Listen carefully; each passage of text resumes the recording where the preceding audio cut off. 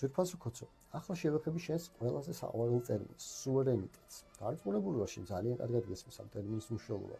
ეს ხო არის, როდესაც გარე და შიდა პოლიტიკაში გარე აქტორი ცდილობს რომ ჩაერიოს.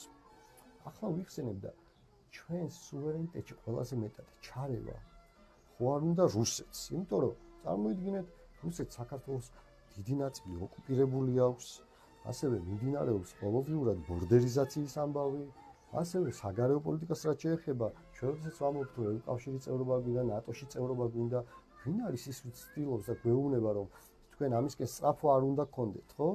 ანუ ესეც ხო სუვერენიტეტის ჩარევაა რა?